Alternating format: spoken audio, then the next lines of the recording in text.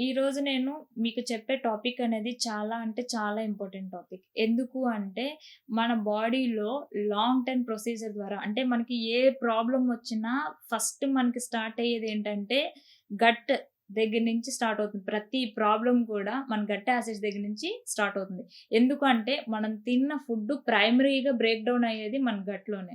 So, అక్కడ problem అయిన తర్వాత ప్రతి ఒక్క ఆర్గాన్ కూడా డ్యామేజ్ అవుతూ వస్తూ ఉంటుంది. సో, అందులో బాగా అందరికి అటాక్ అయ్యేదేంటంటే డయాబెటిస్.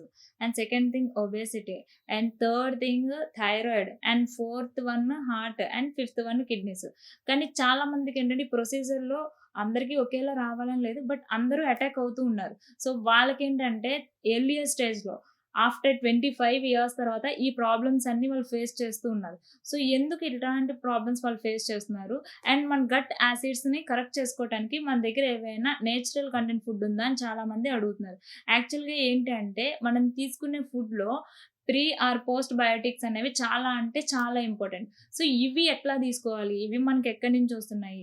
మీరు ఎప్పుడైనా మనం తిన్నప్పుడు అంటే మన చిన్నప్పుడు మా నాన్నగారు గాని యాక్చువల్‌గా నేను మా తాతగారితో బాగా పెరిగాను. అండ్ మా అమ్మమ్మ గారితో.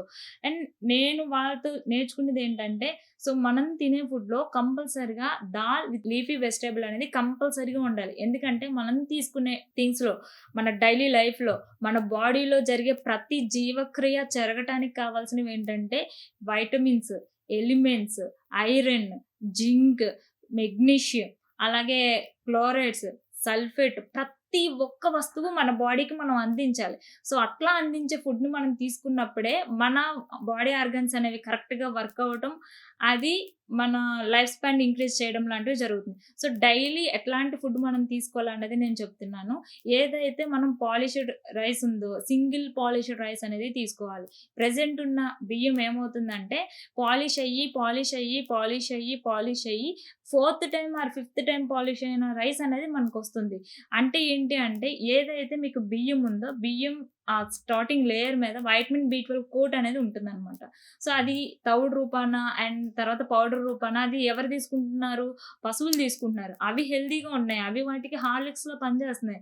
అంతా అయిపోయి ఆ పిప్పుని మనం తీసుకుంటున్నాం. అందుకని ప్రెజెంట్ ఉన్న సిట్యుయేషన్‌లో ఆ ఎరువులు అట్ ద సేమ్ టైమ్ ఇలా 3 ఆర్ 4 టైమ్స్ పాలిష్ చేసిన రైస్ యూజ్ చేయటం వల్ల మనకేమవుతుంది అంటే లోపల 100 గ్రామ్స్ రైస్ తీసుకుంటే ఆటోమేటిక్‌గా 100 గ్రామ్స్ కార్బోహైడ్రేట్స్ అనేవి మీకు బాడీలో రిలీజ్ అవుతున్నాయి.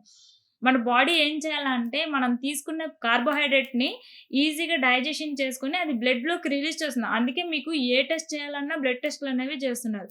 సో, ఇప్పుడేం జరుగుతుంది అంటే మనం తీసుకునే దాంట్లో లో కార్బోహైడ్రేట్ డైట్ ఉండేటట్టు చేసుకోవాలి. ఆర్ మనం తిన్న దానికి మనం ఎక్కువ కన్జ్యూమ్ చేసే వర్క్ అయినా చేయాలి. బట్ మనం ఈ 2 చేయట్ల. సో, నేను చెప్పే సజెషన్ ఏంటంటే ఫస్ట్ మన గట్ యాసిడ్స్‌కి బర్డెన్ పెట్టే నాన్ వెజ్ ఐటెమ్స్ అనేవి కంప్లీట్‌గా బంద్ చేయండి. అండ్ సెకండ్ థింగ్ ఏంటంటే మనం ఎట్లాంటి ఫుడ్ తీసుకోవాలని అనుకుంటున్నామో దాంట్లో డాల్డా కానీ at the same time high boiled oil rises content foods కానీ మీరు అస్సలు ఎటువంటి పరిస్థితుల్లోని తీసుకోకండి. అట్ ద సేమ్ టైమ్ స్వీట్స్‌ని ఆపేయండి. పంచదార రిలేటెడ్ ప్రొడక్ట్స్‌ని కంప్లీట్‌గా ఆపేయండి. అండ్ మైదా లాంటి రిలేటెడ్ ప్రొడక్ట్స్‌ని ఆపేయండి. అండ్ గోధుమ పిండి కూడా ఆపేయండి. At the same time oats కూడా ఆపేయండి. ఎందుకంటే వీటన్నిటిలో ఫైబర్ లేకపోవటం వల్ల కాన్‌స్టిపేషన్ ప్రాబ్లమ్స్ అనేవి రిటర్న్‌లో వస్తున్నాయి. అండ్ మనం తీసుకునే రైస్‌లో కంపల్సరీగా పప్పు ఉండేటట్టు, దాంతో పాటు ఒక ఆకుకూర ఉండేటట్టు చూసుకోండి. అట్లాగే ఆల్ టైప్ ఆఫ్ వెజిటబుల్స్ తినడానికి ట్రై చేయండి. అట్లాగే ఆర్గానిక్‌వి తినడానికి మాత్రమే ట్రై చేయండి. అట్ ద సేమ్ టైమ్ ఇవన్నీ చేస్తూ కంప్లీట్‌గా మీరు కర్డ్ రైస్ అనేది కంప్లీట్‌గా తినాలి. కర్డ్ రైస్ తినకుండా మీరు ఇటువైపు ఎంత రైస్ తిన్నా దాన్ని అసంపూర్ణం అనే అంటాను నేను. ఎందుకు అసంపూర్ణం అంటానంటే ఇదంతా తిన్న ఫుడ్డంతా అరగడానికి కావాల్సిన ఎంజైమ్స్ అన్ని కర్డ్‌లో ఉంటాయి. సో, మీరది తినకపోతే అది అసంపూర్ణమే కదా అవుతుంది. అట్ ద సేమ్ టైమ్ నేను చెప్పే పనిని మాత్రం మీరు చేయండి. ఇలా చేస్తే మీరు 1 ఇయర్‌లో మీ గట్ యాసిడ్స్‌ని మీరు క్లియర్ చేసుకోవచ్చు. అలాగే ఎట్లాంటి ప్రాబ్లమ్ లేకుండా మీ మెటబాలిక్ యాక్టివిటీ స్పీడ్‌నయితే పెంచుకోవచ్చు. సో, ఫస్ట్ థింగ్ నేను సజెస్ట్ చేసేది కౌ ఘీ. కౌ ఘీ అనగానే అందరికి వచ్చేది అది కొలెస్ట్రాల్ కంటెంట్ ఫుడ్ కదా! యెస్. కొలెస్ట్రాలే. కానీ అది గుడ్ కొలెస్ట్రాల్‌ని మాత్రమే పెంచుతది. బ్యాడ్ కొలెస్ట్రాల్‌ని అస్సలు పెంచదు. సో, మీరు మార్నింగ్ అండ్ ఈవినింగ్ కౌ ఘీని తీసుకొని 5 ML morning and 5 ML evening తీసుకున్న తర్వాత అంటే ఎంప్టీ స్టమక్‌తో తీసుకున్న తర్వాత మీరు ఏదైనా ఫుడ్‌ని కన్జ్యూమ్ చేసినట్లయితే మీకు అది హ్యాపీగా వర్క్ అవుతది. వితిన్ 1 ఇయర్‌లో మీ బాడీలో ఎట్లాంటి ప్రాబ్లం లేకుండా కరెక్షన్ అవ్వటం అనేది స్టార్ట్ అవుతుంది. At the same time secondary thing apple cider vinegar. ఇదివరకు నేను చాలా వీడియోస్‌లో చెప్తున్నాను అండ్ ఇప్పుడు కూడా చెప్తున్నాను. Apple cider vinegar is the fermented process of liquid. So, apple cider vinegar mother tincture మీరు తీసుకునేటట్టయితే ఏది పడితే అది తీసుకోకండి. Only mother tincture. అది కూడా 10 ml ఇన్ 300 ml వాటర్‌లో వేసుకొని ఎవ్రీ హాఫ్ ఎన్ అవర్ మీల్స్‌కి అంటే తినడానికి ఒక హాఫ్ ఎన్ అవర్ ముందు 3 పూటలు మీరు తీసుకునేటట్లయితే 6 months to 1 yearలో మీకున్న డిసీజెస్‌ని మీరు కంప్లీట్‌గా తగ్గించుకోవచ్చు. సో, ఒబెసిటీ ఉన్నవాళ్ళు కంప్లీట్‌గా దీన్ని ఫర్గెట్ చేయడం అనేది మర్చిపోకండి.